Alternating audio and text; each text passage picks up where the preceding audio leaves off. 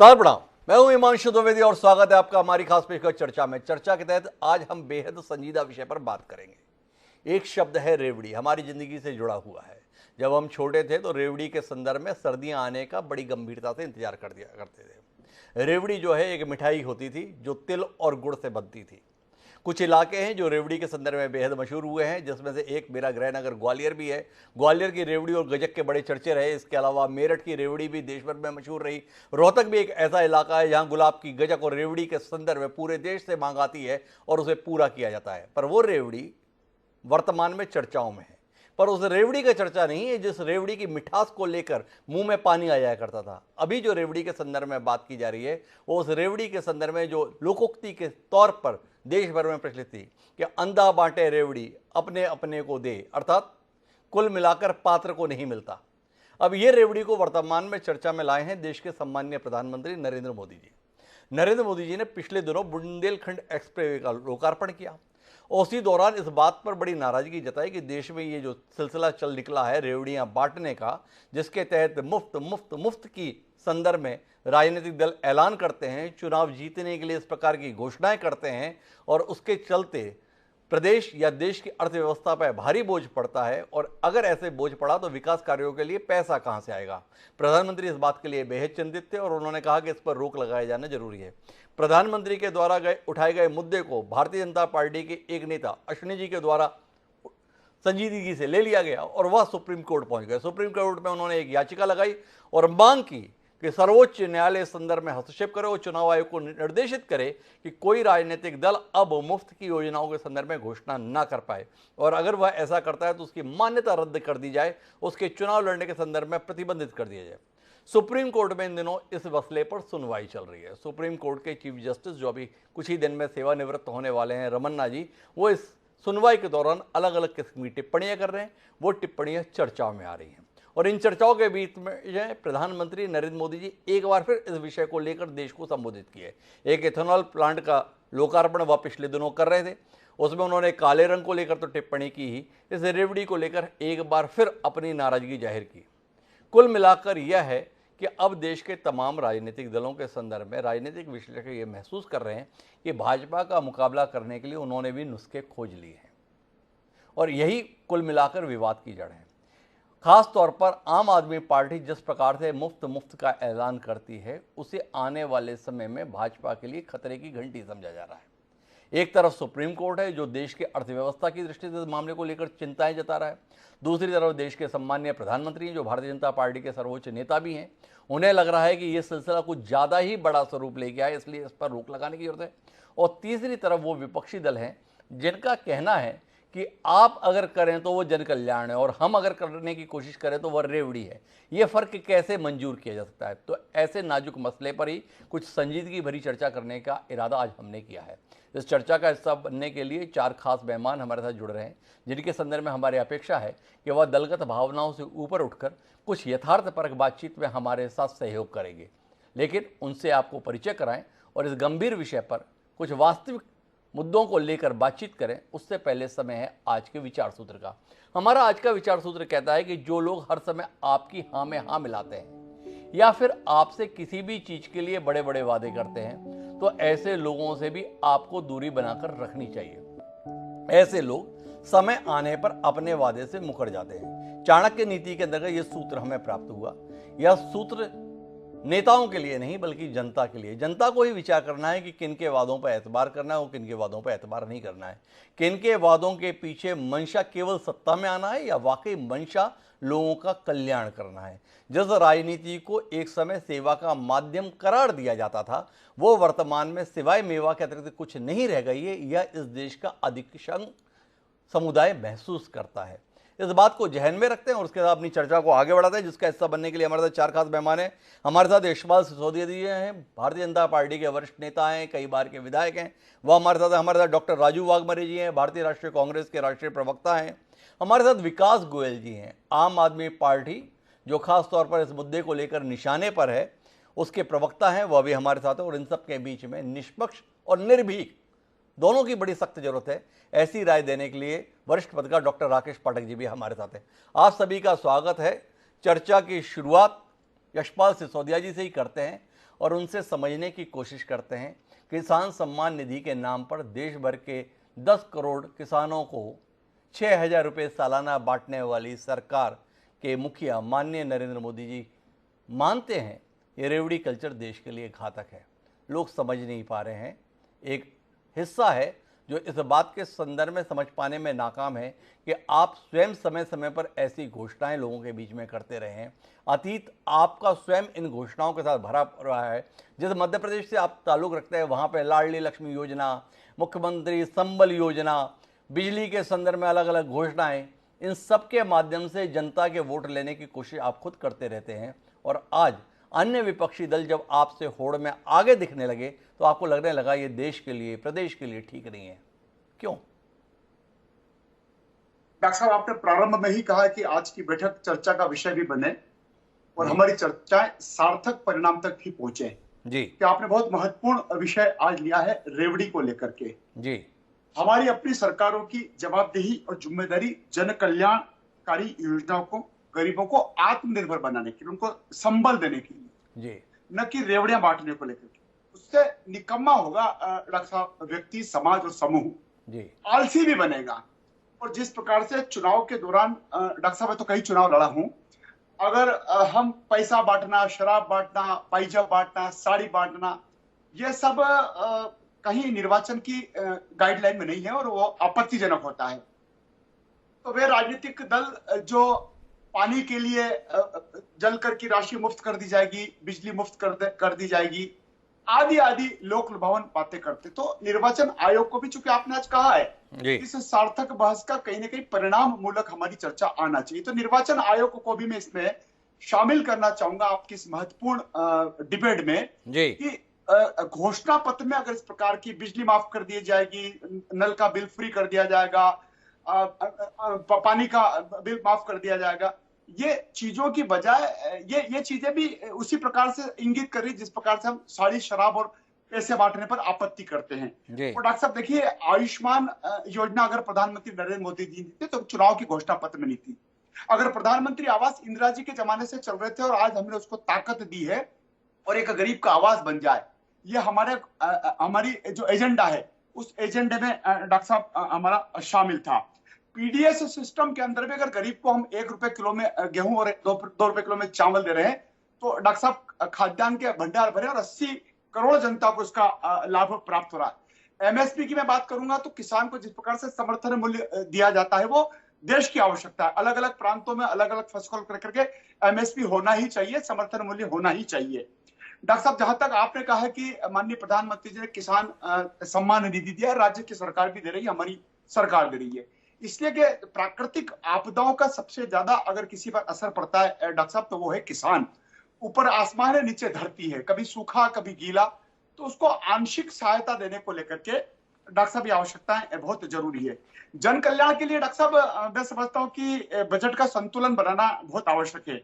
लोक लुभावन वादों के कारण से हमारा खजाना यदि खाली हो रहा है और कर वसूली और व्यवस्था, इन दोनों में अगर जमीन आसमान का फर्क पड़ेगा डॉक्टर साहब तो हमारे प्रदेश और हमारे राज्य की आर्थिक स्थिति खोखली हो जाएगी। आप खुद उलझ नहीं गए हैं थोड़ा सा? आप स्वयं, आपकी पार्टी ने या आपकी सरकार ने जो फैसले लिए हैं उनको तो जन कल्याण करार दे रहे हैं। ये बड़ा जरूरी है। 10 करोड़ किसानों को जिनकी आय के संदर्भ में कोई आधार नहीं है उनको 6,000 रुपये सालाना घर बैठे खाते में ट्रांसफर करेंगे, ये बड़ा जरूरी है। आपको बड़ा महत्वपूर्ण लग रहा है, पर अगर कांग्रेस सरकार ने मनरेगा के रूप में एक नायाब योजना लेकर आई थी, यूपीए सरकार, जिसके माध्यम से व्यक्तियों को सम्मान के साथ अपनी आजीविका कमाने के अवसर उपलब्ध कराए थे, तो उसके संदर्भ में आप बता रहे थे ढोल बजाकर दिखाएंगे कि क्या किया तुमने 55 साल में, 60 साल में, 70 साल में। आप घर बैठे पैसे देंगे, वो रेवड़ी नहीं कहलाएगी। और मनरेगा के अंतर्गत न्यूनतम 100 दिन के काम की गारंटी मिलेगी, क्या उसको रेवड़ी के अंतर्गत शामिल करेंगे? आप संबल योजना के अंतर्गत 100 रुपये में बिजली उपलब्ध कराएंगे तो वो लोक कल्याण है।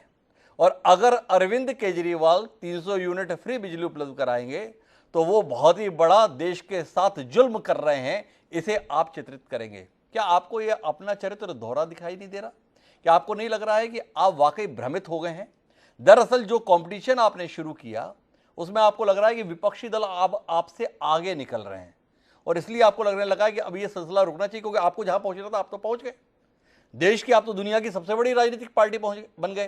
तो अब जिस हथियार से आप इस ऊंचाई पर पहुंचे हैं, बाकी कोई किसी ऊंचाई तक नहीं पहुंचे, इसलिए अब इस पर विराम लग जाना चाहिए। क्या ये मंशा है?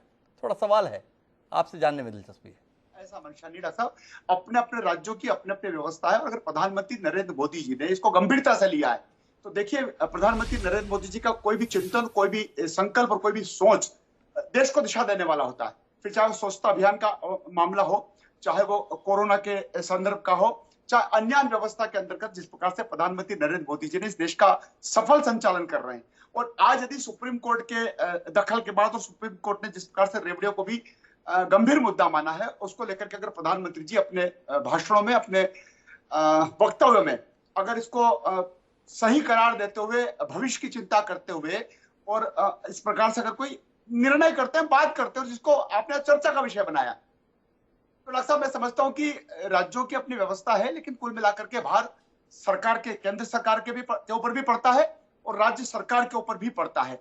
और हमें इससे कोई सरोकार नहीं कि किसी राज्य ने कुछ कर दिया तो क्या, हमको क्या करना है, अगर हम इसका आत्म अवलोकन करें, आत्म मंथन करें, तो डॉक्टर साहब कहां दिक्कत है?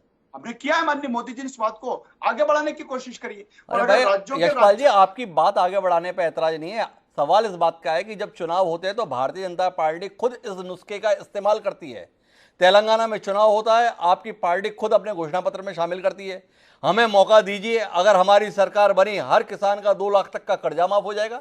आप मुफ्त में रेवड़ी को लेकर आए आपत्ति के संदर्भ में इतनी बातें कर रहे हैं, आपके नेता सुप्रीम कोर्ट का दरवाजा खटखटा रहे हैं। ये तो मध्य प्रदेश में 90 में सरकार आपने घर घर जाकर लोन माफी के फार्म भरवाकर ही हासिल की थी। कौन भूल गया किसानों की कर्ज माफी के संदर्भ में जब राजमाता सिंधिया के नेतृत्व में आपने फार्म भरवाए थे? क्या इस बात को भूल जाएंगे? क्या आपने किसानों को बोनस देने के नाम पर वोट नहीं बटोरे? तो आज अचानक आपको क्यों लगने लगा यार ये तरीका ठीक नहीं है? इसलिए क्योंकि दूसरे लोगों की घोषणाएं अब आपसे ज्यादा बेहतर, लोगों को ज्यादा भाती हुई महसूस हो रही हैं। ये सवाल है, इसके संदर्भ में कोई उत्तर है? या यशपाल सिसोदिया जी मानते हैं अतीत में हमसे भी गलती हो गई, अब गलती को सुधारने का समय आ गया है, जब जागे तब सवेरा? तो क्या ये ज्ञानबोध अब भाजपा को हो गया है? इस पर थोड़ा दृष्टि दीजिए ना। नहीं डॉक्टर साहब, ऐसा नहीं है। देखिए, अगर कोविड के दौरान अगर आम जनता और विशेष करके सड़क पटरी पर बैठने वाला छोटा सा व्यवसायी अगर आर्थिक रूप से संकट में है और प्रधानमंत्री नरेंद्र मोदी जी उसको 10,000 रुपए का कर्ज बगैर ब्याज का देकर के उसको आत्मनिर्भर बनाने की कोशिश करते हैं, अपने पैरों पर खड़ा करने की कोशिश करते हैं। और यह क्या करके करते हैं कि 10,000 रुपए की राशि आप कर्ज लीजिए बिना ब्याज का। कोई चुनाव का घोषणा पत्र नहीं था डॉक्टर साहब, ये परिस्थिति जन्य व्यवस्था आई हमारे सर माथे पर पूरे देश भर में कोरोना के कारण से। और 10,000 रुपए की राशि अगर ईमानदारी से सब्जी बेचने वाला, पतासे बेचने वाला या सड़क पटरी पर बूट पॉलिश करने वाला अगर 10,000 रुपए की राशि जमा करके डॉक्टर साहब 20,000 रुपए 10,000 रुपए के लिए बात नहीं कर रहा है यशपाल जी। अभी 4 दिन पहले ही शिवराज कैबिनेट ने फिर से फैसला लिया है, हम किसानों को 0% ब्याज पर ऋण उपलब्ध कराएंगे। इसको क्या माना जाए? यह रेवड़ी की श्रेणी में नहीं आएगा। बाकी जनता 9% ब्याज पर, 10% ब्याज पर, 12% ब्याज पर कर्ज लेगी। और चूंकि किसानों के संदर्भ में आपको वोट हासिल करना है तो आप अपने ऐतिहासिक निर्णय के तौर पर परिभाषित कर रहे हैं किसानों को 0% ब्याज पर सहूलियत आगे भी जारी रहेगी। क्या यह रेवड़ी की शक्ल में नहीं आता? बस इतना सा सवाल, उत्तर दीजिए। देश का अन्नदाता जो प्राकृतिक आपदाओं की मार को सहन करता है और उसके लिए अगर बिगर ब्याज का पैसा देकर के अगर उसको कर्ज दिया जाता है तो डॉक्टर साहब ये तो एक मदद है किसान की, जो किसान आसमान और धरती के बीच में झूलता है। मैं इसको मदद मानता हूं, रेवड़ी नहीं मानता हूं। तो कुल मिलाकर जो आप करेंगे वह मदद होगी, कोई और करेगा वह रेवड़ी होगी। मेरे साथ में डॉक्टर राजू वाघमारे जी हैं, देश के सबसे पुराने राजनीतिक दल के प्रवक्ता के तौर पर यहाँ मौजूद है। देश एक नए चिंतन के दौर से गुजर रहा है। थोड़ा वाघमारे जी आपकी भी दृष्टि आए इस चर्चा के अंतर्गत, किस नजरिए के साथ हैं आप? देखिए, अगर मोदी साहब 2014 में सत्ता पे आए जी, ये रेवड़ी के प्रोड्यूसर, डायरेक्टर और हीरो पंतप्रधान नरेंद्र मोदी जी है और भाजपा है जी, कि जिन्होंने ये रेवड़ी का पिक्चर इस तरीके से कर दिया इस देश के अंदर कि इसके पहले अगर 10 घोषणाएं होती थी तो उसमें से कम 5-6 घोषणाएं तो लोगों के पास चली जाती थी। मोदी जी ने ऐसा दौर लेके आए कि 10 घोषणा की, लेकिन एक भी घोषणा लोगों तक पहुंची नहीं, क्योंकि इन्होंने खाली घोषणा बनाई थी खाली वोट बटोरने के लिए। ये जो 15 लाख का किस्सा तो पूरे दुनिया को मालूम है, हर एक को 15 लाख देंगे। बाद में अमित शाह जी बोले, आदरणीय अमित शाह जी बोले कि नहीं, वो तो एक नुस्खा था, गले में अटक गया है 15 लाख। तो इन्होंने ये राजनीति में ये निचला स्तर जो लेके आए, वो स्तर सिर्फ और सिर्फ वोट बटोरने के लिए लेके आए। जैसे इन्होंने कहा कि 2 करोड़ हम नौकरियां देंगे युवाओं को, तो युवाओं को 2 करोड़ छोड़िए, उसका 10% अगर पकड़ते हैं तो उतना 20 लाख नौकरी भी मोदी सरकार 2014 से आज तक नहीं दे पाई। जी इन्होंने किसानों का कर्ज माफ करने की घोषणा की, किसानों का कर्ज माफ नहीं हुआ। ये तो किसानों के रूल्स पूरे बदल के लेके आने की कोशिश की। जब ये 1 साल लोगों ने संघर्ष किया तभी ये बैकफुट पे गए और इन्होंने रूल्स बदली किए। तो रेवड़ी का जो मसला है, देखिए हमारा देश एक पूरी तरह से विकसित देश नहीं हो चुका है। हमारे देश में एक 70% जो पब्लिक है, 70% लोग हैं खेती पे जी रहे हैं और खेती के उपजीविका से अलग अलग उद्योग धंधे से जी रहे हैं, और उतना अपना उत्पन्न नहीं है। तो लोगों को आपको कुछ ना कुछ योजनाएं देनी पड़ेगी कि जो निचला स्तर है उनको पूरी तरह से काम नहीं मिल रहा है। अभी मनरेगा को यही मोदी साहब बोल रहे थे कि ये तो यूपीए का हम स्मारक बनाएंगे। अभी जो मनरेगा 100 दिन का काम देता है और लोगों को पैसा देता है कि वो जी सके, वो मनरेगा का पैसा मोदी सरकार ने अभी ये अगले लास्ट बजट के अंदर 32% कम कर दिया। इन्होंने उज्ज्वला योजना लेके आई, जो लोगों को बोला कि भाई आप जो सब्सिडी ले रहे हो आपकी सब्सिडी हमें दे दो, देश का कल्याण करेंगे, ये सब्सिडी लेके गरीबों को हम सिलेंडर देंगे। लोगों ने सब्सिडी सरकार को दे दी। आज सिलेंडर का भाव 1000 रुपया से ज्यादा हो गया। कहाँ गई सब्सिडी? ना उज्ज्वला योजना आगे आई, ना किसको फायदा हुआ।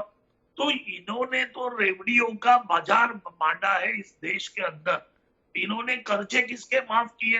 अदानी अंबानी जैसे उद्योगपति के 10 लाख करोड़ से ज्यादा इन्होंने कर्जे माफ किए। अभी जिनको कर्जा माफ करने की मैं थोड़ा तथ्यपरक रहना चाहता हूं राजू वाघमारे जी। ये अडानी अंबानी ये चर्चा का विषय नहीं है। आपका जब दौर था तो आपने भी कितने कर्जे माफ किए हैं, उसकी लंबी फेहरिस्त सब लोगों के पास है। थोड़ा मुद्दे पर रहते हैं। घोषणाएं क्या कर रहे हैं आप लोग आजकल? उत्तर प्रदेश में चुनाव था, जो कॉलेज जाएगा स्कूटी दे देंगे। लोगों को खाने को नहीं मिल रहा, आप स्कूटी बांट रहे हैं। हर महिला को 2000 रुपये उत्तर प्रदेश में आपने वादा कर दिया। घरेलू महिलाओं को 2000 रुपये महीना देंगे। लोगों के वेतन भत्ते देने की तो स्थितियां नहीं रह गई राज्य सरकारों की। आप घोषणा कर दे रहे हैं 2000 रुपये वेतन भत्ता दे देंगे हम महिलाओं को। आपसे जानना ये चाहते हैं कि क्या आप इस बात से इत्तेफाक नहीं रखते हैं कि वाकई इस देश के राजनीतिक दलों ने इस देश के वित्तीय हालात पर चिंता करना बंद कर दिया है? कुल मिलाकर सत्ता में आना ध्येय है और इसके लिए चाहे जहां से भी कर्जा लेना पड़े, क्योंकि व्यक्तिगत रूप से तो जिम्मेदारी है नहीं, कर्जा और ज़्यादा बड़े कर्जे में तब्दील हो जाए, हमें कुल मिलाकर सत्ता में आना है और ये देश का बेड़ा गर्क कर रहा है। अगर इस विषय में देश के प्रधानमंत्री चिंतित हैं और इस विषय को रेखांकित कर रहे हैं, गलत कर रहे हैं।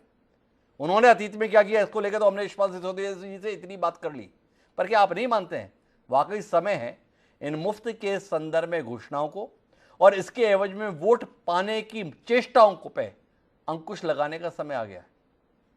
नहीं, ये मैं पूरी तरह से इस बात से सहमत नहीं हूं, क्योंकि कांग्रेस का इतिहास, हमारे पार्टी का इतिहास अगर आप देखते हैं, हमने कई योजना इस देश में लेके आए, हमने कई घोषणा की। उसमें से अगर 70-75% योजना हम लोगों के लिए लेके आए। हमने ये अन्नदान का योजना लेके आए, जो 1 रुपए में चावल, और वो योजना पूरे भारत में हमने लागू की, हम कर रहे थे। हमने आवास योजना लेके आए, हमने लोगों को मकान दिए। तो हम जो भी बोलते हैं वो करते हैं। हम सिर्फ और सिर्फ वोट की राजनीति के लिए कांग्रेस काम नहीं करती। और रही बात दूसरी कि ये जो सिलसिला डॉक्टर साहब ये जो हुआ जी कि सुप्रीम कोर्ट में कोई जाता है, फिर सुप्रीम कोर्ट में ये पिटीशन डालता है, फिर सुप्रीम कोर्ट उसके ऊपर टिप्पणी करता है, फिर प्रधानमंत्री करता है, ये पूरा प्री फैब्रिकेटेड है। ये पूरी तरह से खेला हुआ और एक पूरा सजाया हुआ प्लान है। क्योंकि सबसे पहली बात है, सुप्रीम कोर्ट ये डेमोक्रेसी है। अगर मैं राजनीतिक पार्टी में हूं तो मुझे राजनीतिक पार्टी में मैं क्या कर सकता हूं ये बोलने का पूरा अधिकार है। अगर मैं बोलना चाहता हूं तो मुझे बोलने का अधिकार है। ये सुप्रीम कोर्ट को अधिकार नहीं ये है। सुप्रीम कोर्ट को अधिकार नहीं है। सब कुछ मिला जुला डूरा कुश्ती का मामला चल रहा है, सब कुछ फैब्रिकेटेड है। राजू वाघबारी जी का ये आरोप है, सब कुछ एक एजेंडे के तहत चल रहा है। लेकिन इस एजेंडे के निशाने पर जो शख्स है वो अरविंद केजरीवाल है, जो आम आदमी पार्टी के राष्ट्रीय संयोजक हैं, दिल्ली के मुख्यमंत्री हैं। इस समय बाकी राजनीतिक दलों के लिए किरकिरी बने हुए हैं। उनके प्रवक्ता हैं विकास गोयल जी, वो हमारे साथ हैं। विकास जी, क्या तमाशा आपने किया है? देश के प्रधानमंत्री से लेकर सर्वोच्च न्यायालय के मुख्य न्यायाधीश तक टिप्पणी करने के लिए बाध्य हो गए। देश के खिलाफ, देश की अर्थव्यवस्था के खिलाफ ऐसा कुछ आप क्यों कर रहे हैं जिसके चलते शीर्ष स्तर पर बैठे हुए लोगों को इतना परेशान होना पड़ रहा है? भाग्य है कि आज आपके टेबल पर मैं पहली बार हूं और बड़ा अच्छा लगा जब आप शुरुआत में विचार सूत्र पेश किया जी और कहीं ना कहीं वो विचार सूत्र भारतीय जनता पार्टी में बिल्कुल स्टिक बैठता है। जी जब 2014 में चुनाव लड़े, इन्होंने कहा कि हर खाते में 15 लाख रुपए आएंगे। किसी जी। के खाते में आए क्या? इन्होंने कहा किसानों की आय डबल हो जाएगी, किसी की हुई क्या? इन्होंने कहा हर साल 20 लाख नौकरियां देंगे। वास्तविकता क्या है कि 22 करोड़ लोगों ने आज तक 7 साल में नौकरी अप्लाई की, उनमें से सिर्फ 7 लाख लोगों को नौकरियां मिली। जी तो आपका विचार सूत्र मुझे बहुत अच्छा लगा। अब आज की बहस में आता हूं और मैं तो धन्यवाद करना चाहता हूं प्रधानमंत्री नरेंद्र मोदी जी का, जो उन्होंने इस बहस को शुरू किया। आज वास्तव में दिल्ली की जनता को, देश की जनता को पता चलना चाहिए कि फरीबी क्या है और जनता का अधिकार क्या है। जी आज मैं हिमांशु जी आपके माध्यम से देश की जनता के सामने रखना चाहता हूं कि जनता के टैक्स के पैसे जो हम इकट्ठा करते हैं उससे जनता को सुविधा देना फ्री भी है, या दूसरी तरफ जो केंद्र सरकार कर रही है। आपको शायद इस बजट में आपको पता होगा जो कॉर्पोरेट टैक्स है 30% से घटा के वो 22% कर दिया गया। उससे कितना फर्क आपको लगता है? कितना फर्क? उससे 1,82,000 करोड़ का सालाना फर्क देश की अर्थव्यवस्था में पड़ेगा। और मुझे लगता है इस 1,82,000 करोड़ से पूरे देश में 200 यूनिट बिजली फ्री हो सकती थी। ये है केंद्र सरकार का फार्मूला। केंद्र सरकार का फार्मूला किस जो मनरेगा योजना है, जैसे अभी हमारे कांग्रेस के प्रवक्ता ने बताया, उससे 30 से 32% में कटौती कर दी। केंद्र सरकार का फार्मूला है कि जो अग्निवीर योजना लेके आए, क्या कह रहे हैं जी, हमारे पास सैनिकों को पेंशन देने के पैसे नहीं। इससे बड़ा दुर्भाग्यपूर्ण कुछ हो सकता है कि जो सैनिक 24 घंटे सीमा पर खड़े हैं, अपनी जान दांव पर लगाकर, जिसकी वजह से आज हम लोग सुरक्षित यहाँ बैठे हैं, उनकी पेंशन देने के पैसे नहीं है। और हर साल सेना की नौकरी कम होगी 25 से 30%। ये मॉडल है भारतीय जनता पार्टी का। भारतीय जनता पार्टी का मॉडल है कि 8th पे कमीशन लागू नहीं करेंगे, कि हमारे पास केंद्र सरकारी कर्मचारियों की तनख्वाह बढ़ाने के लिए पैसे नहीं है। तो ये भारतीय जनता पार्टी का मॉडल है। 10 लाख करोड़ अपने दोस्तों का माफ कर देते हैं, ये भारतीय जनता। तो फ्रीबी क्या है? जो ये फ्रीबी है, या कि अच्छे, अगर हम देश के बच्चों को अच्छे स्कूल बनाएं, उनको अच्छी शिक्षा दें, वो फ्रीबी है? क्या हम देश में अच्छे अस्पताल बनाएं, उसमें अच्छी चिकित्सा लोगों को फ्री मिले, क्या वो फ्री भी है? क्या हमारी माता बहनों को अगर बस में हम फ्री राइड दें, क्या ये फ्री भी है? क्या आज अगर हम अपने बुजुर्गों को, जो 60 साल से ऊपर के बुजुर्ग हैं, उनको तीर्थ यात्रा योजना कराएं, ये फ्री भी है? क्या जो दिल्ली सरकार ने फरिश्ते योजना शुरू की है, जिसमें किसी का भी एक्सीडेंट दिल्ली की सड़क पे हो जाए, चाहे वो दिल्ली का हो चाहे दिल्ली के बाहर का हो, वो किसी भी अस्पताल में चला जाए, उसका जितना मर्जी बिल आए, 10 लाख 50 लाख 1 करोड़, वो दिल्ली सरकार देगी। क्या ये फ्री भी है? मैं आज दिल्ली ने पूरी देश की जनता के सामने, और मैं बार बार धन्यवाद करूंगा प्रधानमंत्री मोदी जी का कि वो इन्होंने डिबेट शुरू की, कि आज पूरी देश की जनता को जानने का अधिकार और देश की जनता को तय करने का अधिकार है कि फ्रीबी क्या है। फ्रीबी जनता को तो सुविधा देना जनता को फ्री भी है, जिसका जनता का अधिकार है। आज 75 साल में सब नहीं हुआ। आज अमीर अमीर होता चला गया, गरीब गरीब होता चला गया। 75 साल मैं में थोड़ा कांग्रेस रोकना चाहता हूं विकास गोयल जी। दिल्ली में आप फ्री की घोषणाएं करते हैं, बात समझ में आती है। सरप्लस स्टेट में बैठे हैं आप, पैसा आपके पास पर्याप्त है, जैसा चाहे वैसा खर्च करें। कर्जे में डूबे हुए राज्यों के संदर्भ में आप फ्री की घोषणाएं करते हैं, किसके बूते पर?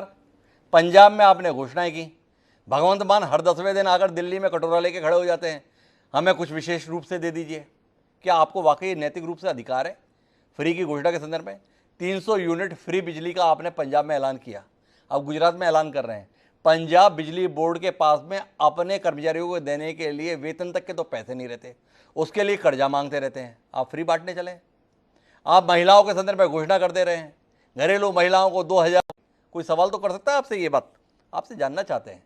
आपकी हैसियत नहीं है, आपके राज्य की वित्तीय स्थिति नहीं है, इसके बाद भी आप ये घोषणाएं करने में गुरेज नहीं कर रहे। इसलिए नहीं कर रहे क्योंकि आपको सत्ता चाहिए। क्या देश या प्रदेश में सत्ता में आना इस देश या प्रदेश से बढ़कर है? ये सवाल है, इसके उत्तर में आपके पास में कोई जवाब है? देखिए सुधांशु जी, आपने पंजाब का पूछा। आज पहली तिमाही में ही हमने 6000 करोड़ रुपए टैक्स कलेक्शन ज्यादा किया है। देखिए ईमानदारी की जरूरत है। मैंने अभी आपको बताया कि एक एग्जाम्पल दिया कि कैसे कॉर्पोरेट टैक्स 30% से घटाकर 22% कर दिया गया, जिससे 1,82,000 करोड़ का सालाना हमारी अर्थव्यवस्था को नुकसान होगा। आज हम क्या चाहते हैं? हम पूरे भारत को सिर्फ कुछ पूंजीपतियों के लिए चलाना चाहते हैं, या ये जो अमीर गरीब की खाई है, जो हम उनको, जो गरीब है, जो गरीबी रेखा से नीचे है, वो कैसे मुख्य धारा में हम उनको जोड़ें? क्या किसी गरीब के बच्चे को अगर अच्छी शिक्षा मिले, गरीब के बच्चे को अच्छा स्वास्थ्य मिले, क्या हमारी माता बहनें जो पढ़ाई करने जाती है या नौकरी करने जाती है, अगर उन्हें बस में फ्री राइड करा दी? अभी आपने कहा कि हम 1000 रुपए महिलाओं को अगर फ्री देते हैं। देखिए हिमांशु जी, ये तो इकोनॉमिक्स का भी नियम है। अगर हम उनको 1000 रुपए उनको फ्री देते हैं तो 1000 रुपए कहाँ जाएंगे? वो घूम फिर के बाजार में तो आएंगे। वो आज तो बल्कि मोदी जी ने ऐसा कर दिया, इन्होंने तो कॉर्पोरेट टैक्स 60% घटा दिया। गेहूं, चावल, आटा, दाल, दही, दूध, दही, इस पर आज तक 75 साल में टैक्स नहीं लगा था। किसी सरकार ने आज तक टैक्स नहीं लगाया, उस पर जीएसटी लगा दी। आज तो महिला अगर गेहूं खरीदने जाएगी तो उसको जीएसटी देनी पड़ेगी, चावल खरीदने जाएगी तो जीएसटी देनी पड़ेगी, अपनी साड़ी खरीदने जाएगी तो जीएसटी देनी पड़ेगी। आज हम किस तरह का भारत देखना चाहते हैं? किस तरीके का भारत देखना चाहते हैं विकास गोयल जी? कुल मिलाकर अपनी नीतियों को ज्यादा ठहरा रहे हैं, लेकिन इसके बीच में मेरे पास निष्पक्ष राय देने के लिए डॉक्टर राकेश पाठक है। राकेश पाठक जी, आपके चिंतन की इस समय मुझे सख्त जरूरत है। इसलिए जरूरत है कि अगर किसी भी राजनीतिक दल को ये लग रहा होता कि वो गलत कर रहा है तो वो ये करता ही क्यों? वो तो इस कार्यक्रम में जुड़ा ही ये बताने के लिए, वो जो कुछ कर रहा है वही सही कर रहा है, गलत तो बाकी लोग कर रहे हैं, और सबसे बड़ी गलती तो हम कर रहे हैं जो उनके किए हुए पर सवाल उठा रहे हैं। पर आपसे अपेक्षा कर सकते हैं कि आपकी दृष्टि किसको सही और किसको गलत मानती है, तो थोड़ा आप ही रोशनी दें। हिमांशु जी, आज आप बड़ी निर्ममता से तीनों पार्टियों को कटघरे में खड़ा कर रहे हैं, और यशपाल जी को आपने बहुत करने का अंतर याद दिला दिया। मैं फिलहाल एक शेर के साथ अपनी बात शुरू करना चाहता हूं। जो वर्तमान हालात हैं देश के, खैरात की बात चल रही है, रेवड़ियों की बात चल रही है जी।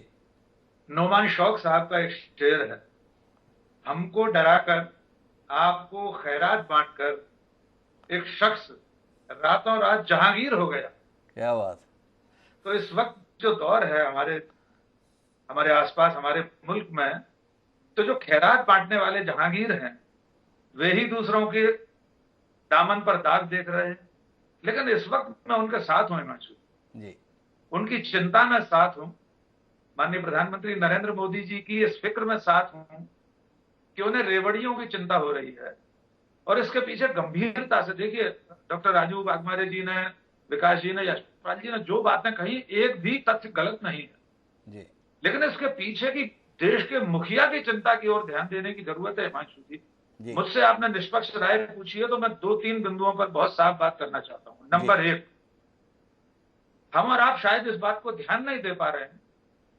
मैं एक साधारण विद्यार्थी होने के नाते पत्रकारिता का ये सोच रहा हूं कि प्रधानमंत्री जी शायद देश के खजाने को लेकर अब चिंतित हैं।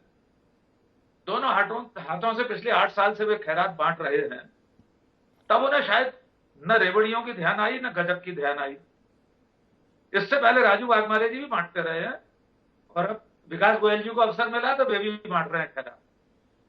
रिजर्व बैंक की लगातार ये रिपोर्ट आ रही है कि खजाना खाली हो रहा है। हमारे ऊपर जो देनदारियां अंतरराष्ट्रीय बाजार की, अंतरराष्ट्रीय जो लेन देन की, वो हमें लगातार इस बात के लिए संकेत कर रही हैं कि हम कहीं श्रीलंका की ओर तो नहीं बढ़ रहे। तो मैं प्रधानमंत्री जी की इस चिंता में उनके साथ शामिल हूं। लेकिन अब मैं दूसरे बिंदु पर आता हूं। ये जो फ्रीबीज को लेकर चिंता की जाती है, सामान्य तौर पर हमारे भारतीय समाज के खाए अघाए पढ़े लिखे लोग ही इस पर सबसे ज्यादा चिंतित होते हैं। आप डॉक्टर्स के, इंजीनियर्स के, प्रोफेसर्स के, पत्रकारों के व्हाट्सएप ग्रुप चेक कर लीजिए। वे जब भी सरकार ऐसी कोई घोषणा करती है, तो चाहे वो कांग्रेस की सरकार हो, चाहे बीजेपी की सरकार हो या आम आदमी पार्टी की सरकार हो, वो ऐसे कल्पने लगती है कि जैसे उसकी जेब से ही ये खैरात जा रही है। और जब कोई सरकार, चाहे राजू मारे जी की सरकार, चाहे अरविंद केजरीवाल जी की सरकार, चाहे नरेंद्र मोदी जी की सरकार लाखों करोड़ के कर्ज माफ कर देती है, तो आप उनके व्हाट्सएप ग्रुप में धन्ना सेठों के कर्ज माफी को लेकर कोई पीड़ा नहीं देंगे। तो दरअसल में हमारे समाज में जो आर्थिक विभाजन है, ये जो खाई है, खाए अघाए लोग नहीं चाहते कि जो गरीबी रेखा के नीचे, एक निश्चित सीमा के नीचे के लोग हैं, उन्हें उठाने के लिए जो लोक कल्याणकारी राज्य की अवधारणा है, वेलफेयर स्टेट की अवधारणा है, उसमें सरकार की जिम्मेदारी है शिक्षा, स्वास्थ्य, जीवन यापन, उनके जीवन स्तर को उठाना। और उसके लिए अगर कोई सरकार किसी भी तरह का अनुदान, राहत, इस तरह की योजनाएं लेकर आती है, तो मैं हर सरकार के पक्ष में हूं। मैं नरेंद्र मोदी जी की इस बात के लिए सराहना कर सकता हूं कि आपदा काल में उन्होंने सचमुच 80 करोड़ लोगों को 5 किलो अनाज देकर उस आपदा के समय में से उबारने की कोशिश की। लेकिन इसी समय मैं उन्हें उस बात के लिए कटघरे में खड़ा करना चाहूंगा कि उन्हें कोई हक नहीं है कि वे आज रेवड़ियों जैसे शब्द का इस्तेमाल करें। सबसे ज्यादा रेवड़ी बांटने वाले तो वही हैं। हम धन्ना सेठों के नाम नहीं लेना चाहते।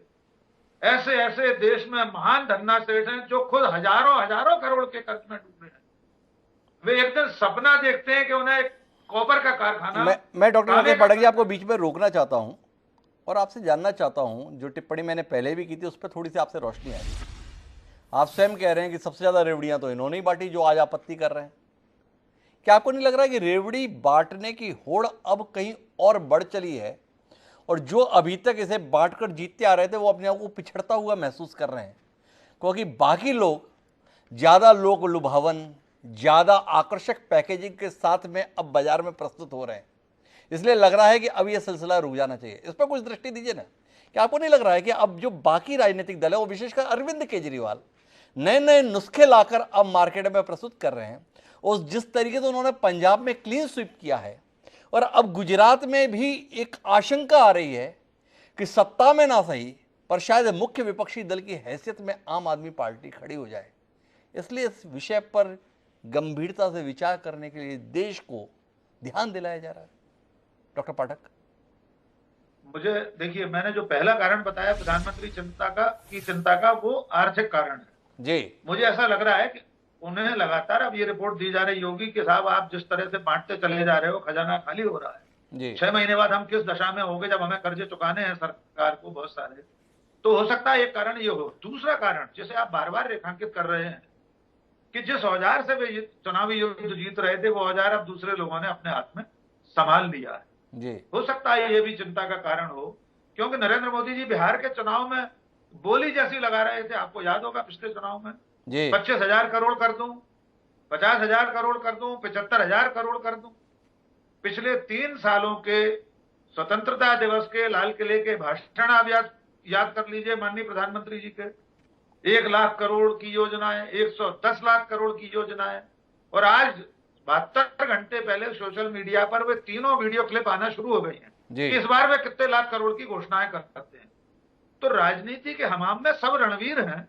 इसके बावजूद अगर प्रधानमंत्री जी इस बात को लेकर चिंतित हैं, तो मेरी चिंता इसके साथ ये भी है, कहीं ऐसा ना हो कि जिन्हें वे रेवड़ियां बता रहे हैं उस फेर में सचमुच इस देश के जरूरतमंद किसान, मजदूर, गरीब, जिसके उत्थान की जिम्मेदारी सरकार की है, वो न भुला दिया जाए कहीं, और ये मध्यम वर्गीय खाया अघाया समाज सरकार की ऐसी किसी भी कटौती पर ताली बजाने को तैयार हो जाएगा, और उसकी मार सचमुच जो अंतिम छोर पर बैठा हुआ नागरिक है उसके हितों पर पड़ेगी। उसके तो बढ़ेगी। राकेश बाड़गिया भविष्य को लेकर चिंतित हैं।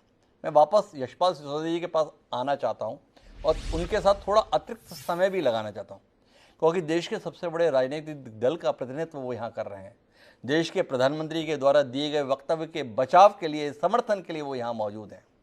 समझना चाहता हूँ मैं आपसे, सम्माननीय सिसोदिया जी, है क्या सरकार एक लोक कल्याणकारी राज्य के स्थापना का सपना जो हमने देखा उसको पूरा करने वाला एक तंत्र है, या एक मुनाफाखोर व्यापारी है? ये सवाल इसलिए कर रहे हैं कि आप हर उस चीज पर तो कटौती कर रहे हैं जिससे लोगों के हित जुड़े हुए थे। एक लोक कल्याणकारी राज्य में क्या अपेक्षा है? विरोधाभास देखिए। आप बेरोजगारों को, युवाओं को भत्ता देने की बात करते हैं कि बेरोजगारी भत्ता देंगे, और जो आपकी वास्तविक जिम्मेदारी है वृद्धों को सम्मानपूर्वक सामाजिक सुरक्षा उपलब्ध कराना, उस पेंशन से आप हाथ खींच लेना चाहते हैं। आपने जब पहले अटल जी के नेतृत्व में सरकार बनी तो इस देश के तमाम कर्मचारियों के पेंशन के अधिकार को छीन लिया। अभी आप सरकार में हैं, आपसे और तो कुछ हो नहीं सका। वृद्धों को जो ट्रेन यात्रा में सहूलियत मिलती थी छूट के रूप में, उसे भी आपने छीन लिया, और उसके संदर्भ में आपके सम्माननीय रेल मंत्री बोलते हैं कि बड़ा नुकसान होता है। तो आपसे जानना चाहता हूं, हम एक व्यापारी के साथ व्यवहार कर रहे हैं या एक लोक कल्याणकारी राज्य में काम करने वाली सरकार के साथ? थोड़ा दृष्टि दीजिए ना यशपाल जी। एक तरफ आप मध्य प्रदेश में बताते हैं बुजुर्गों के लिए तीर्थाटन योजना चला रहे हैं, लोग मुफ्त में नहीं जाना चाहते, पैसे देकर जाना चाहते हैं। जिस छूट के साथ में उन्हें सहूलियत मिलती थी वो छूट आप छीन लेना चाहते हैं। आपके कहने, आपके करने में इस अंतर को लेकर आपका स्वयं का मन कितना दुखता है यशपाल जी? देखिए डॉक्टर साहब, कोई भी सरकार है वो व्यापार व्यवसाय करने के लिए नहीं होती है। ये सरकारें जन कल्याण के लिए होती है, और जो जनता जिन योजनाओं से लाभान्वित होती है उसमें फिर किसान आ गया है, फिर चाहे उसमें हमारा श्रमिक आ गया है, चाहे छात्र आ गए हैं, चाहे हमारी शिक्षा आ गया है, चाहे हमारा स्वास्थ्य आ गया है, फिर चाहे हमारा अधोसंरचना विकास आ गया है। डॉक्टर साहब, हमको इस बात का भी गर्व करना चाहिए कि 8 लाइन सड़क की जो कल्पना दिल्ली से लेकर के मुंबई तक, या माननीय प्रधानमंत्री स्वर्गीय अटल बिहारी वाजपेयी जी ने जो करी थी, उसके कारण से जो विकास संभावित हुआ डॉक्टर साहब, उसको भी हमको भूलना नहीं चाहिए। मैं सीएम राइस स्कूल की भी बात करूंगा डॉक्टर साहब इस डिबेट में। अगर भारत के प्रधानमंत्री नरेंद्र मोदी जी राज्यों की सरकारों से अपेक्षा करें और बेहतर शिक्षा गांव में मिले, उसके लिए सीएम राइस स्कूल यदि स्थापना की जाए, तो उसकी प्रारंभ किया जाता। और डॉक्टर साहब, अगर जिला मुख्यालयों पर प्रधानमंत्री नरेंद्र मोदी जी की कल्पना है और संकल्प है कि मेडिकल कॉलेज की स्थापना हो। आजादी के 70-75 वर्षों में, कांग्रेस के 60-65 वर्षों में जितने मेडिकल कॉलेज स्वीकृत नहीं हुए हैं, उससे कई गुना ज्यादा मेडिकल कॉलेज। अरे माफ कीजिएगा यशपाल जी, मैं आपको बीच में टोकना नहीं चाहता था। ये बिल्डिंग बनाने को आप उपलब्धि के तौर पर बताना चाहते हैं देश को? जो मेडिकल कॉलेज बने हुए हैं ना इस देश में, उसमें फैकल्टी पूरी करके दिखा दीजिए, ये देश आपको सैल्यूट करेगा। आपको इन मेडिकल कॉलेज में, जिस शहरों में आप रहते हैं, जिस इंदौर में आप आते जाते रहते हैं, उस इंदौर के मेडिकल कॉलेज में अगर फैकल्टी पूरी हो जाए तो कोई आपका नागरिक अभिनंदन कर दे। जिस ग्वालियर, जिस बिलासपुर, जिस रायपुर में सालों से मेडिकल कॉलेज है, वहां पे तो फैकल्टी आप उपलब्ध नहीं करा पा रहे। आप हर जिले में मेडिकल कॉलेज खोलकर वही हाल करने जा रहे हैं, तय मानिए जैसे इस देश में इंजीनियरिंग कॉलेज की हालत हो गई है। आजकल एक पॉलिटेक्निक से निकले हुए बच्चे के बराबर भी वेतन नहीं मिलता इन इंजीनियरिंग कॉलेज से निकले हुए बच्चों को। यह अवमूल्यन हो गया इंजीनियरिंग की शिक्षा का। खतरा है मेडिकल के संदर्भ में भी कंपाउंडर के लायक ये डॉक्टर रहेंगे कि नहीं रहेंगे, जिस तरीके से भीड़ आ रही है। चिंता कीजिए। अभी जो आपसे मूल मुद्दा था, आप उस मूल मुद्दे पर नहीं बोल रहे। मेरा सवाल था आपसे, एक तरफ आप तीर्थाटन योजना करा रहे हैं, दूसरी तरफ सीनियर सिटीजन को मिलने वाली छूट छीन ले रहे हैं। क्या सही है? क्या जायज है? क्या यशपाल सिसोदिया जी की अंतरात्मा मानती है हाँ यही करने के लिए तो हमें सत्ता में लाया गया है, यही तो हमारा कुल मिला के ध्येय है? क्या वाकई आप ये कहना चाहते हैं? डॉक्टर साहब देखिए, चिंता अगर भारतीय जनता पार्टी के नेतृत्व वाली सरकार की नहीं होती है तो विश्व के क्षितिज पर भारत का इतना नाम गौरवान्वित नहीं होता। आज विश्व में सम्मानजनक स्थिति में हमारे नेता, लोकप्रिय प्रधानमंत्री नरेंद्र मोदी जी को देखा जाता है, सुना जाता है और माना जाता है। अब इसमें अगर कोई योजना बंद हो जाती तो क्या सारा सिस्टम हमारा फेल हो गया क्या डॉक्टर साहब?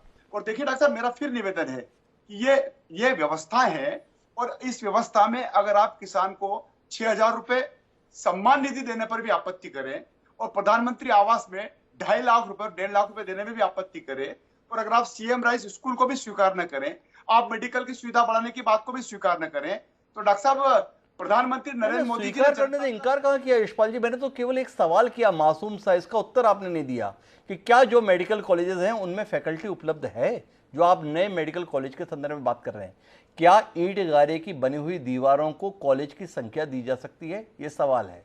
ये छत्तीसगढ़ जहां पर मैं बैठा हुआ, यहाँ पर एक यूनिवर्सिटी खुली आज से 20 साल पहले, आपके ही परम सम्माननीय कुशाभाऊ ठाकरे की स्मृति में। नाम है पत्रकारिता विश्वविद्यालय।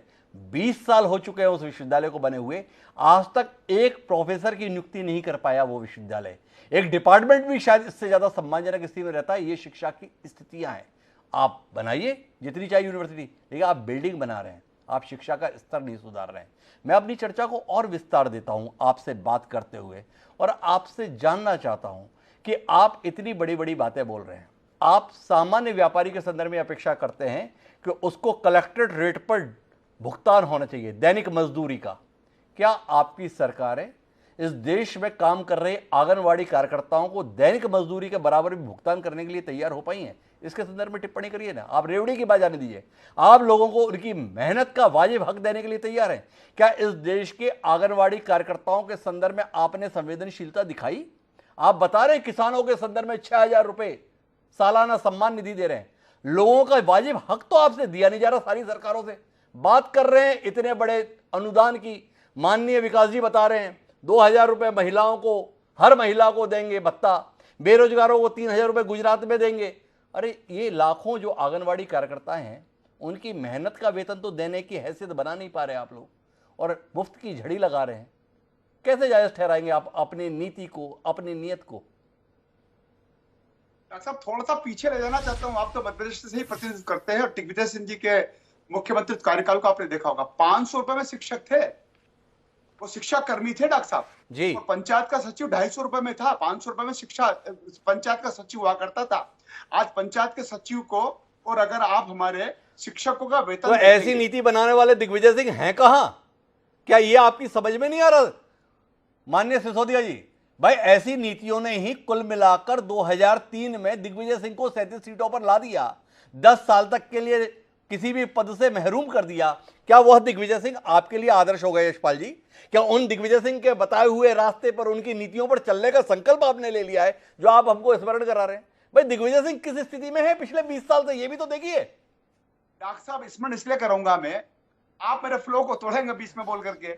अगर हमने शिक्षा कर्मियों को शिक्षक बनाया, हमने अगर पंचायत कर्मी को पंचायत सचिव बनाया, तो आप निश्चिंत रहिए आंगनवाड़ी के कार्यकर्ताओं को भी ताकत देने का काम हमारी ही सरकार करेगी। डॉक्टर साहब माननीय यशपाल जी, आपके फ्लो को नहीं तोड़ना चाहता, पर इतना भी अपने आप पर मुग्ध मत होइए, इतना भी अपने आप पर रीझिए मत, इतना भी अपना स्तुतिगान मत करिए।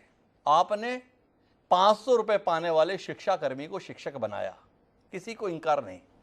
2003 में सत्ता में आए थे आप यशपाल सिसोदिया जी। ये फैसला आपने 2018 में लिया, और तब लिया जब पूरे प्रदेश भर के शिक्षाकर्मी सड़क पर उतर आए। संख्या इतनी बढ़ गई थी कि आपको लगा कि ये रेवड़ी अगर आपने नहीं बांटी तो 2018 में सत्ता में वापसी नहीं हो जाएगी। इस सत्य को कौन नहीं जानता यशपाल जी? यही तो सवाल है। आप लोगों के मेहनत का वाजिब हक देने के लिए तो तैयार नहीं है, लेकिन बाकी वोट हासिल करने की खातिर रेवड़ी बांटने के लिए तैयार है। ये बात आपके ही संदर्भ नहीं, सारे राजनीतिक दलों के संदर्भ में है। क्या यशपाल जी आप नहीं मानते हैं कि अगर प्रधानमंत्री नरेंद्र मोदी जी ने वाकई सही नीयत से, सही इरादे से इस बात को कहा है, तो इसकी शुरुआत भाजपा करेगी, और भाजपा ऐसा मॉडल प्रस्तुत करेगी कि बाकी राजनीतिक दल उसके पीछे चलने के लिए बाध्य हों? या माना जाए कि आपकी पार्टी अपनी ही पार्टी के सर्वोच्च नेता की बात को तवज्जो देने के लिए तैयार नहीं है? ये केवल इतना सा सवाल है, थोड़ा रोशनी मिले। क्या शिवराज सिंह चौहान इस पहल में आगे सामने आएंगे? डॉक्टर साहब अगर आंगनवाड़ी की कार्यकर्ताओं को हम आगे बढ़ाने का काम करेंगे, उनका हक देंगे, तो क्या आप ये नहीं कहेंगे कि रेवड़ियां बांटती? अगर मैं शिक्षा कर्मी की और पंचायत सचिव की आज उदाहरण दे रहा हूं, और आप सवाल कर रहे हैं आंगनवाड़ी कार्यकर्ता की, उसको बढ़ाने का काम, और आंगनवाड़ी की कार्यकर्ताओं को रोजगार दिया किसने? डॉक्टर साहब हमारी सरकारों ने दिया। उनको स्थापित करने का काम हमारा है और आवश्यकता है डॉक्टर साहब। वो कोई रेवड़िया नहीं है। अगर आंगनबाड़ी कार्यकर्ता ग्रामीण क्षेत्र में अपना अपना समय दे रही है, काम कर रही है, लोगों को जागृत करने की कोशिश कर रही है, आशा कार्यकर्ता हो, आंगनबाड़ी कार्यकर्ता हो, तो उनको नियुक्ता देने का काम भी हमने किया है। और डॉक्टर साहब, मैं आपकी इस बात को थोड़ा सा मैं भी पूछना चाहूंगा। आपने स्वयं कहा कि पंजाब के राज्यपाल मान जिनके जिनके कारण से और जिनके कारणों से सरकार बनी, आपके कारण से, वो भीख का कटोरा लेकर के घूम रहे हैं। हमारे शिवराज सिंह जी चौहान तो भीख का कटोरा लेकर के नहीं घूम रहे हैं डॉक्टर साहब। अगर केन बेतवा योजना हमारे मध्य प्रदेश में आती बुंदेलखंड में, क्या इसको आप उपलब्धि नहीं बताएंगे? क्या विकास के मामले में 8 लाइन सड़क हमारी आती है, क्या आप इसको नहीं कहेंगे कि प्रधानमंत्री की दूरदृष्टि है? डॉक्टर साहब देखिए, कुल मिलाकर के ये जो सरकारों का काम है, सरकार का अपना काम कर रही है। और जहां तक आपने जो सवाल हमारे ऊपर दागे हैं, हम तो कांग्रेस से पूछना चाहते हैं कि कांग्रेस ने और आपने क्या चुनाव में, जिस प्रकार से आपने अपनी रिपोर्टिंग में कहा डॉक्टर साहब, उत्तर प्रदेश के चुनाव में स्कूटी देने की बात कर दी, क्या आवश्यकता थी क्या उसकी? तो कोई आप कौन से पीछे रहे थे? उत्तर प्रदेश में आपने 2 करोड़ टैबलेट बांटने की बात कर दी थी। होड़ मची है ना। हर राजनीतिक दल बताना चाह रहा है कि आप वोट तो दो, वोट के संदर्भ में कीमत देखो, हम क्या कुछ करने के लिए तैयार नहीं है, भले ही उसके लिए हमें दुनिया जहां से कर्जा लेकर आना पड़े। कुल मिला के मर्म की बात इतनी है। पर डॉक्टर राजू वाघबरे, मैं वापस आपके पास आता हूं क्योंकि यशपाल जी से मैं काफ़ी कुछ बात कर चुका। अब वो बता रहे आंगनबाड़ी कार्यकर्ताओं को तो नौकरी ही हमने दी। भाई आपने नौकरी दी, पर उसका सम्मानजनक वेतन तो आज तक नहीं मिल रहा है। इसको लेकर टिप्पणी की, उस पर वो नहीं कहना चाहते। पर राजू वाघबरे जी, मैं आपसे बात करना चाहता हूँ और आपसे जानना चाहता हूँ कि महज भारतीय जनता पार्टी के सर्वोच्च नेता इसलिए नरेंद्र मोदी जी की बात को हम खारिज कर देंगे, या आप मानते हैं एक नए सिरे से इस विषय पर विचार करने की जरूरत है?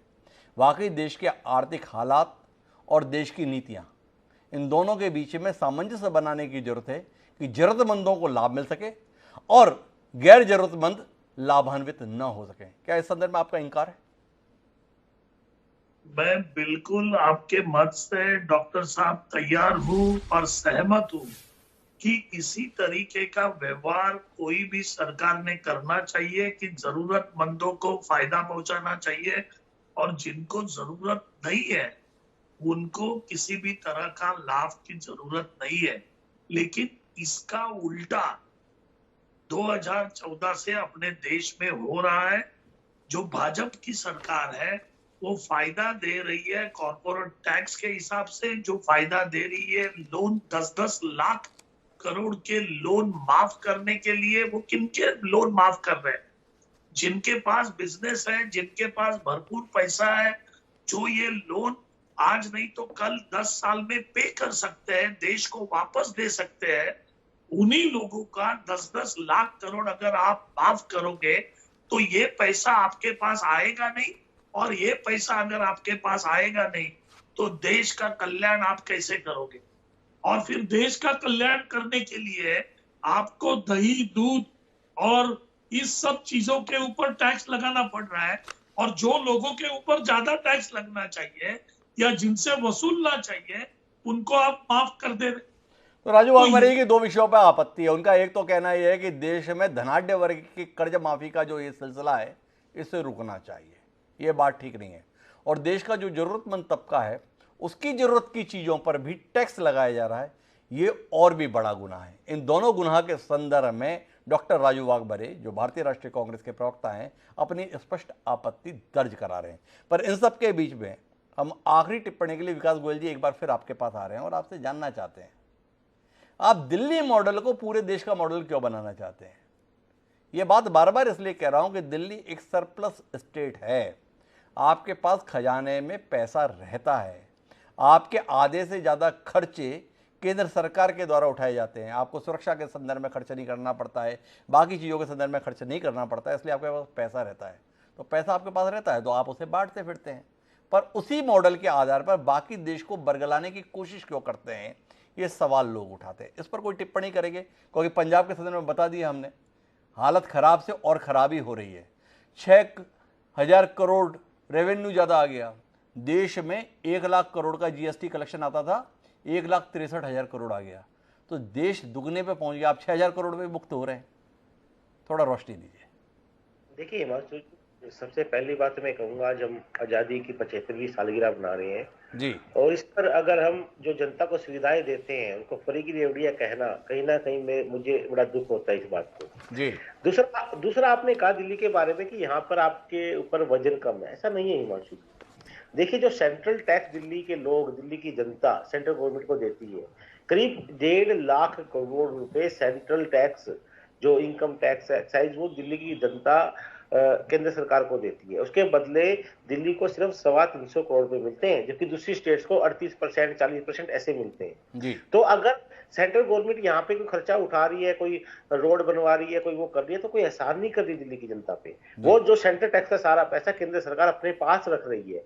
तो मैं यहाँ पर आज जो हमारी बहस हो रही है, मैं बड़ी जिम्मेदारी से एक बात आपके चैनल के माध्यम से देश की जनता के सामने रखना चाह रहा हूँ। 2014 में जब मोदी सरकार बनी, उस टाइम देश का बजट 20 लाख करोड़ था, जो आज 40 लाख करोड़ पहुंच गया है। उसके बावजूद आज ऐसी क्या नौबत आ गई कि हमें सैनिकों की पेंशन के लिए हमारे पास पैसे, आज ऐसी क्या नौबत आ गई जो जीएसटी का 42% राज्यों को मिलता था, उसको कटौती करके 30% कर दिया गया। आज ऐसी क्या नौबत आ गई जो मनरेगा में 30% का कट इनको करना पड़ा। आज क्या ऐसी नौबत आ गई कि 8वां वित्तीय आयोग ये बना नहीं पा रहे। उसका सिर्फ एक ही कारण है कि ये जो पूंजीपतियों का कर्जा माफ कर रहे हैं, जो पूंजीपति यहाँ से पैसे ले लेकर भाग रहे हैं, जो बैंकों का एनपीए बढ़ रहा है, ये अपने दोस्तों के साथ जो कर रहे हैं। तो अब हिमांशु जी, देश में एक ही चीज चल सकती है, तो दोस्तवाद चलेगा या भारतवाद चलेगा। और ये बहस जो मोदी जी ने, प्रधानमंत्री जी ने शुरू की, उनका धन्यवाद करता हूं। और ये पूरी देश में डिबेट का विषय बनना चाहिए कि देश को क्या चाहिए, देश को दोस्तवाद चाहिए, क्या चाहिए। कुल मिला के विकास जी बता रहे हैं, ये चिंता इसलिए आ रही है कि दोस्तों के संदर्भ में कर्जा बहुत माफ हो गया, इसलिए देश के आर्थिक हालात खराब हो गए। आर्थिक हालात खराब होने के कारण से प्रधानमंत्री जी कह रहे हैं कि लोक कल्याण के संदर्भ में जो कार्यक्रम चलाए जा रहे हैं उन पर अंकुश लगना चाहिए। इस नतीजे के साथ विकास जी हैं। पर मैं डॉक्टर राकेश पाठक जी आपके पास आना चाहता हूं, और हमें माननीय सिसोदिया जी बताते हैं कि देखिए कितना बड़ा कॉरिडोर बन गए, केन बेतवा लिंक के संदर्भ में आप देखिए। आपसे जानना ये चाहता हूँ कि जितने भी कॉरिडोर बनते हैं ये सरकारें अपनी उपलब्धि के तौर पर हमें बताते कैसे हैं। इन पे भारी भरकम टोल लगाते हैं, रोड टैक्स पटाने के बावजूद भी इन सड़कों पर चलने के एवज में हर किलोमीटर के संदर्भ में 1 रुपये 2 रुपये की कीमत हम ही को चुकानी है। कर्जा लेकर बनाई हुई सड़क, जिसका कर्जा भी हमारे से लेकर पटाया जाना है, उसको लेकर सरकारें बता रही है देखो हमारा डेवलपमेंट। क्या कहते हैं राकेश जी इस खेल पर? हिमांशु जी, आपके सवाल पर आऊं उससे पहले मैं थोड़ा सा यशपाल जी को कुछ आंकड़े बताना चाहता हूं। यद्यपि ये भ्रष्टा ही होगी, वे तो सरकार में है, सत्ताधारी दल के विधायक हैं। यशपाल जी, आपने कहा कि दिल्ली की आम आदमी पार्टी की, पंजाब की सरकार कर्ज मांगने पहुंच जाती है। शिवराज सिंह जी की सरकार में 16 गुना अधिक कर्जा, दिग्विजय सिंह की सरकार की तुलना में 16 गुना अधिक कर्जा लिया है आपकी सरकार ने। करीब करीब 2022-23 में 51,000 करोड़ रुपए कर्ज और लेने वाली है मध्य प्रदेश की सरकार। 22-23 का बजट में देखकर ये आंकड़ा बता देता हूं आपका बजट है 2,79,237 करोड़ रुपए, और कर्ज है आपकी सरकार पर 3,31,000 करोड़।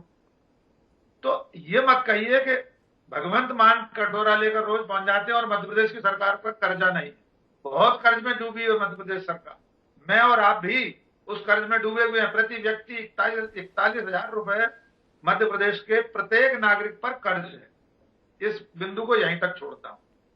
हिमांशु जी, आपने जो कहा कि जो विकास कार्य हैं, सड़कें बनाना, पुल बनाना, 4 लेन बनाना, सच बात तो यही है कि किसी भी लोकतांत्रिक समाज में ये उपलब्धि नहीं होना चाहिए। सरकार की जिम्मेदारी है, पाई पाई हमसे टैक्स लेती है सरकार। जो इंफ्रास्ट्रक्चर है, आधारभूत सुविधाएं और संरचना बनाना सरकार की जिम्मेदारी है। इसलिए इसे बहुत उपलब्धि के रूप में गिनाया नहीं जाना चाहिए, यद्यपि सब लोग गिनाते हैं। समय खत्म हो रहा है, मैं अंतिम एक बात कहकर आज की इस पूरी चर्चा को विराम दे देता हूं जी। मैं प्रधानमंत्री जी से आपके जरिए यह जानना चाहता हूं कि रेवड़ियों की परिभाषा क्या है।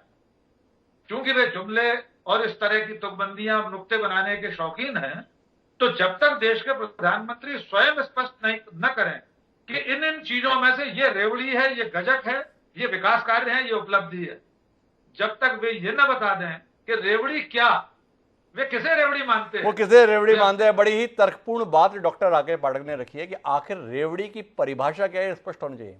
क्या लोक कल्याणकारी नीतियां, क्या लोक कल्याणकारी फैसले रेवड़ी की शक्ल में देखे जाएंगे, या कुल मिलाकर वोट हासिल करने के लिए देश या प्रदेश के हितों को दांव पर लगाना लोक कल्याण के स्थान पर ज़्यादा महत्वपूर्ण माना जाएगा? ये सवाल है। महत्वपूर्ण बात है कि देश के प्रधानमंत्री की ये कुशलता रही है कि उन्होंने जब चाहा है उस विषय को मुद्दा बना दिया है। पर इस बार उन्होंने जो मुद्दा बनाया है वो एक आधारभूत विमर्श की आवश्यकता को महसूस कराता है। आज़ादी के 75 साल में अगर एक लोक कल्याणकारी राज्य की स्थापना के लिए क्या बेहद जरूरी है और क्या जरूरी नहीं है, ये सर्वदलीय बैठक के माध्यम से चिन्हित होना चाहिए। आचार संहिता किसी कोर्ट या चुनाव आयोग के द्वारा नहीं, बल्कि इन राजनीतिक दलों को खुद ही तैयार करनी चाहिए। तब शायद आज़ादी के अमृत काल को ठीक तरीके से हम परिभाषित कर पाएंगे। क्या ये पहल देश के प्रधानमंत्री करेंगे और क्या सारे राजनीतिक इस विषय पर किसी चर्चा की वास्तविक शुरुआत करेंगे, जानने में हमारी दिलचस्पी रहेगी। बहरहाल आप चारों मेहमानों का बहुत बहुत धन्यवाद हमारे साथ इस चर्चा का हिस्सा बनने के लिए। समय है अब आज के शेर का। इस हालात के संदर्भ में हमारा आज का शेर कहता है कि मयस्सर मुफ्त में थे आसमां के चांद तारे तक, मयस्सर मुफ्त में थे आसमां के चांद तारे तक, जमी के हर खिलौने की मगर कीमत ज्यादा थी। राजेश रेड्डी ने क्या कमाल का शेर विसंगति के संदर्भ में कहा है। राजनीतिक दलों को इस शेर पर विचार करना चाहिए और उसके आधार पर अपने भविष्य की नीतियों का निर्धारण करना चाहिए। इस अपील के साथ अब मुझे दी इजाजत। कल फिर मिलते हैं नए विषय के साथ। तब तक के लिए सदा प्रणाम।